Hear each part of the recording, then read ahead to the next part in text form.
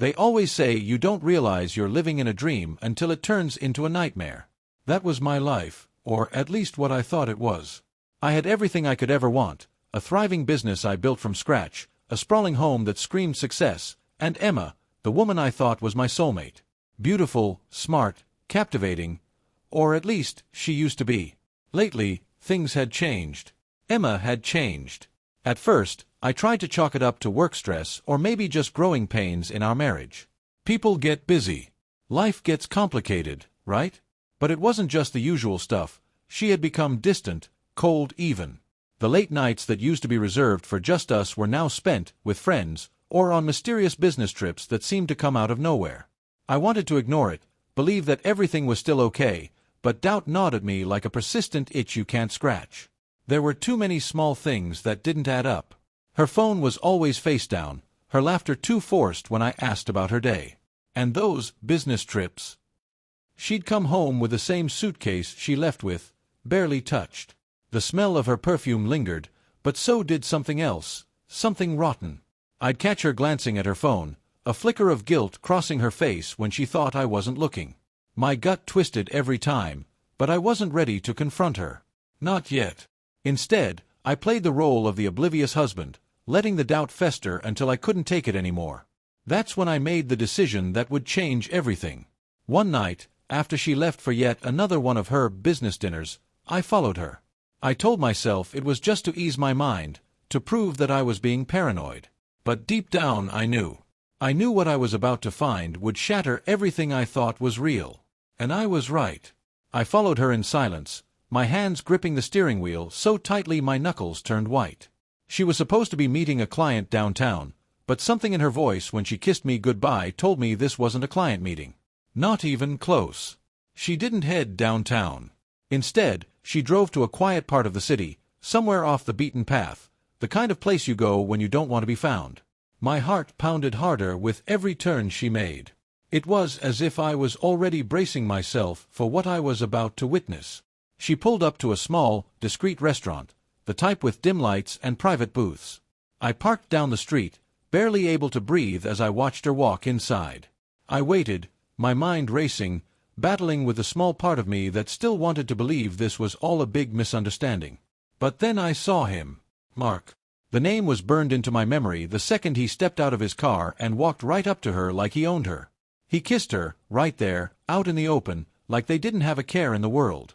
They laughed, their hands brushing against each other's in ways that made my stomach churn. I sat there, watching, my heart feeling like it was being crushed in a vice. But something strange happened in that moment. Instead of rage, I felt calm. A cold, eerie calm, like the eye of a storm.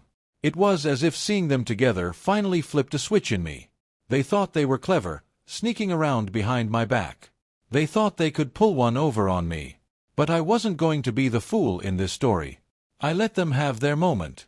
I let them enjoy their secret little world, because soon enough, I would take that world and tear it apart piece by piece. But it wouldn't be quick. No, quick was too easy. Too kind. I wanted them to feel the same pain I was feeling, only worse. And so, sitting there in the darkness, I smiled. Because I knew exactly how I was going to make them both pay. The calm stayed with me as I drove home, almost eerie in its intensity. Most people would have stormed into that restaurant, confronted them in a burst of rage, maybe even thrown a punch or two. But I wasn't most people. I didn't want a scene. I didn't want an argument that would give them a chance to justify their betrayal or twist the knife further. I wanted control. I wanted revenge to be slow, precise, and devastating. You see, what they didn't know, what Emma had conveniently forgotten, was that I was a tech genius. I'd built my business from the ground up with technology most people could never understand. I was good at it. No, scratch that. I was the best at it. And now, I was going to use every bit of my expertise to turn their lives into a nightmare. The first step was access. Gaining it was easier than you might think. I'd set up all our home networks, so slipping into her phone was a walk in the park. From there, I dug deeper, diving into her texts, emails, even her private browsing history. But that wasn't enough. I needed more. I needed to know everything they were doing, everywhere they went. That's when I planted the hidden cameras. A small one in her car, another in the apartment she secretly rented, the one she thought I didn't know about. The beauty of it all was that I wasn't just looking for evidence. I already knew she was cheating. No, this wasn't about catching them in the act. This was about controlling them, watching them squirm, planting seeds of doubt, and then watching as those seeds grew into a garden of paranoia. Once I had access, I started messing with their minds. It began subtly, strange messages sent from anonymous numbers, bizarre emails that hinted at something being wrong. Emma would get texts that read, "I see you," or "You can't hide forever," just vague enough to freak her out. Then, I'd hack into Mark's work emails, forwarding sensitive information to his competitors. His business deals started falling apart one by one. He couldn't explain it. He couldn't stop it. And the best part? They had no idea it was me. Emma started acting paranoid. She'd jump at every little noise, checking over her shoulder constantly, her eyes darting around like she was being followed. Mark was losing his grip too, watching his business crumble with no idea why everything was falling apart. The stress between them began to build, and I sat back, feeding the flames with every passing day. This wasn't just revenge. It was art. They thought they were in control, that they could live their little double life without consequences. But what they didn't realize was that they were the ones being played, and I was the one pulling all the strings. And I was only getting started. The beauty of revenge is in the subtlety, making them question reality until they can't trust their own minds. That's what I did. Slowly, methodically, I unraveled their sense of safety, piece by piece. Every message, every coincidence, every unexplainable event, it was all orchestrated. And the best part? They had no idea who was behind it. Emma was the first to crack. I started with little things. I'd send flowers to her office with cards that read, "I know your secret."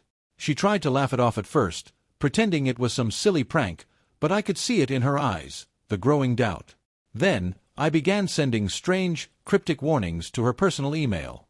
Things like, "You think you're safe, but you're not," or "He knows." The paranoia was setting in, and she began to unravel. She stopped sleeping. I could see it in the footage from the hidden cameras in her apartment, pacing the living room at 2 a.m., jumping at every creak and shadow. She'd look out the window constantly, convinced she was being watched. In her car, she'd scan the mirrors obsessively, as if expecting someone to be tailing her. That's what I wanted, for her to feel hunted, just like I had felt the moment I realized she was slipping away from me. Mark was next. For him, it was his career. I hit him where it hurt, his wallet. I started sending anonymous tips to his business competitors, little bits of information that undercut every deal he tried to make. It wasn't anything that would lead back to me. Just enough to sabotage him at every turn. One day he'd lose out on a huge contract. The next, one of his clients would suddenly back out of a deal without explanation. Slowly, his business began to crumble, and with every failed deal, his confidence took a bigger hit. Then I amped up the pressure. I sent him letters, carefully crafted by me, hinting that his secret affair with Emma was about to be exposed to the media. I made sure to drop details only he would know, little reminders that no matter how hard he tried to hide, I was always watching. He became paranoid, defensive. He'd get into arguments at work, convinced people were out to ruin him. The once charming, confident man was now a paranoid wreck, snapping at colleagues, losing his cool in meetings, and generally spiraling out of control. The tension between him and Emma grew unbearable. They were supposed to be this perfect little secret couple, but now the cracks were showing. They started fighting more, blaming each other for everything. Emma thought Mark wasn't doing enough to protect them from being discovered, while Mark believed Emma was getting too careless, leaving behind evidence of their affair. They were turning on each other, just like I'd planned. But I wasn't done yet. The gaslighting was just phase 1. I needed them to destroy themselves from the inside, to make them doubt not just each other but everything around them. And soon enough, I would give them the push they needed to implode completely. The beauty of it was that they had no clue it was me. Emma was too consumed with her guilt, and Mark was too busy trying to salvage his crumbling empire. They didn't realize the person they should have been looking over their shoulders for was the one they thought they had fooled. I didn't just want to hurt them. I wanted them to fall apart so spectacularly that there was no coming back. And the grand finale was just around the corner. By the time I was ready to set the final stage, they were already on the edge of breaking. Emma was barely functioning, sleep-deprived, anxious, jumping at shadows. Mark's professional life was in shambles. His reputation was crumbling, his business deals slipping through his fingers like sand. They had become prisoners in their own minds, trapped by paranoia, distrust, and fear. But the best was yet to come. I knew I needed a public spectacle to finish this. Something grand, something they couldn't escape from. That's when the idea hit me, the annual charity gala. It was perfect. It was the kind of event where everyone in our social circle would be present. Politicians, business moguls, influencers, every single person whose opinion mattered would be there, dressed in their finest, sipping champagne, and making small talk about their lavish lives. I knew Emma and Mark would attend. They had to. Appearances were everything to them. I made sure my invitation was as carefully crafted as the rest of my plan. I sent them separate invitations, knowing they would come, but separately, of course.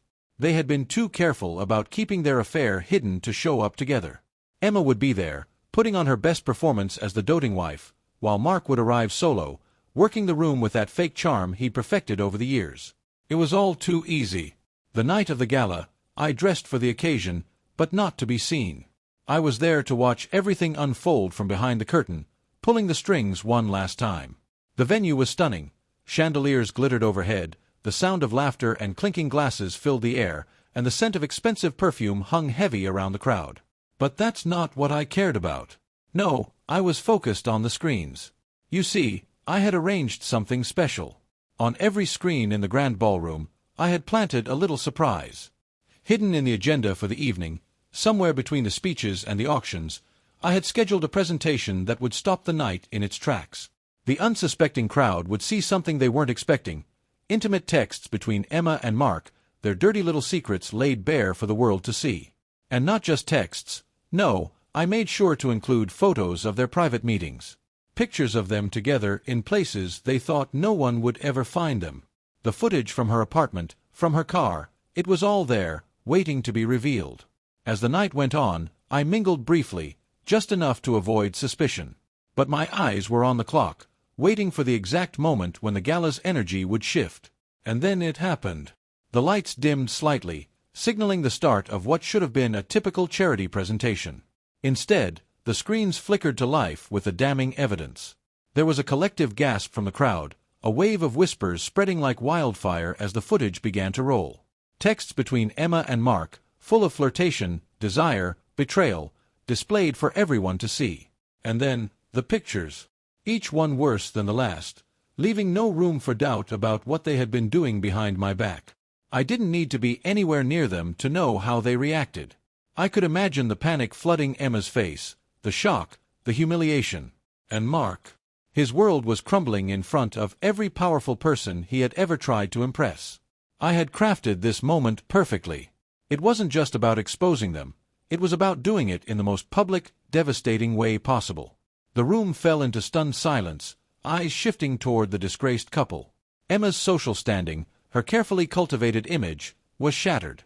Mark, the man who had once oozed confidence and success, was now the laughingstock of the night, his reputation in tatters.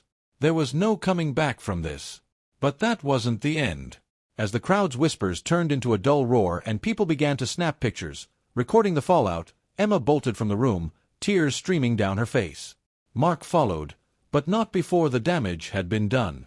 They had been exposed, but I still had one final blow left to land. What they didn't know was that I had drained both their bank accounts earlier that day. All those carefully hidden funds they thought they had, gone. Moved to an offshore account I controlled. They were left with nothing but their shattered reputations and a ruined relationship. I wasn't just taking away their pride, I was taking away their lives. They couldn't escape. Not this time. As Emma stumbled out of the gala in disgrace, I had one last card to play. I had changed the locks on our house while she was busy planning her next rendezvous with Mark. I had her belongings packed and shipped to Mark's tiny apartment. Her lavish life, her sense of security, it was all over. I had erased her from my life, just like she had erased me from hers when she chose to betray me. And as for Mark, his downfall was swift and brutal. No clients, no deals, no money. His career was over, his business destroyed. They had thought they could live in their perfect little fantasy world, but now that world was in ashes. And I disappeared into the background, watching it all unfold with satisfaction. But I wasn't done yet. The night wasn't over. Not for them, and certainly not for me. Emma, the woman I once loved, and Mark, the man who thought he could steal my life, were broken, humiliated, and penniless.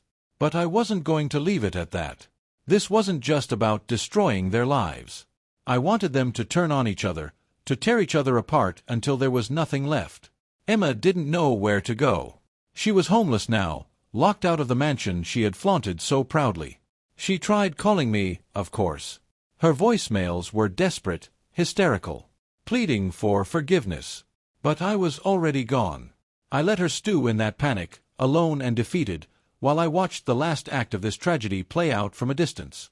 Mark's apartment was all she had left. That cramped little place he rented to keep their affair hidden, it would be her new home now. Her new reality.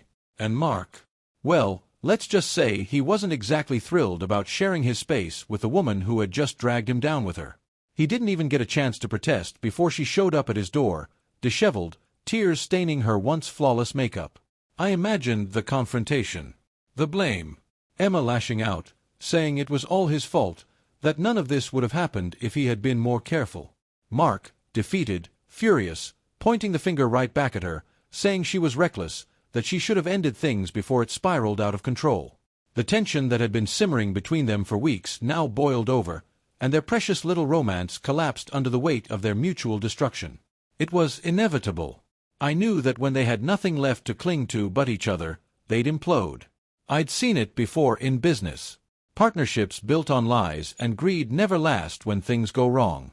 It was only a matter of time before they started tearing each other apart, and I had made sure that time came sooner rather than later. But the real final blow wasn't in watching them self-destruct. It wasn't even in taking away their money, their reputations, or their sense of control. No, the real final blow was the silence I left them in. I walked away from them completely, without a single word. No confrontation. No explanation. Nothing. You see, that's the thing about people like Emma and Mark. They thrive on drama, on confrontation, on emotion.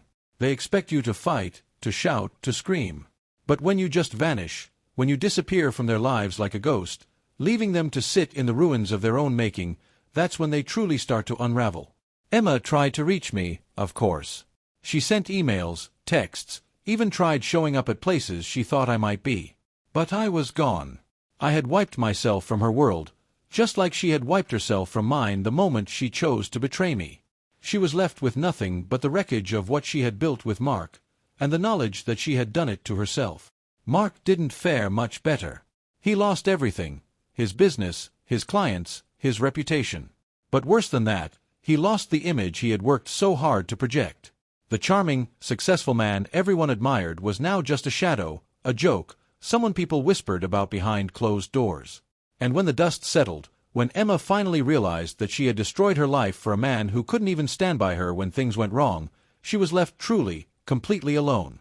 I didn't need to watch them anymore. I didn't need to hear their arguments or see them try to piece together what was left of their lives. My revenge wasn't about what happened to them next. It was about knowing that, wherever they went from here, they would never escape the consequences of their actions. They would carry the weight of their betrayal with them forever, whether they stayed together out of desperation or parted ways in bitter anger. As for me, I moved on. I disappeared from the life I had built with Emma, but I didn't disappear entirely. I had more than enough money, more than enough resources, and now, more than enough peace. Peace, because I had taken back control. Peace, because I had shown them that they couldn't play me for a fool. In the end, they destroyed each other, just like I knew they would. And I walked away from the wreckage, free. Free from the lies, the betrayal, the hurt. Free from them. I didn't need to look back. They were finished. But me, I was just getting started. Thank you for visited my YouTube channel. Your support, likes, and comments truly inspire me to create even more engaging content. If you enjoyed this video, don't forget to subscribe and hit the notification bell so you never miss an update. You're a part of this amazing community, and I'm thrilled to share my stories with you. See you in the next video on YouTube.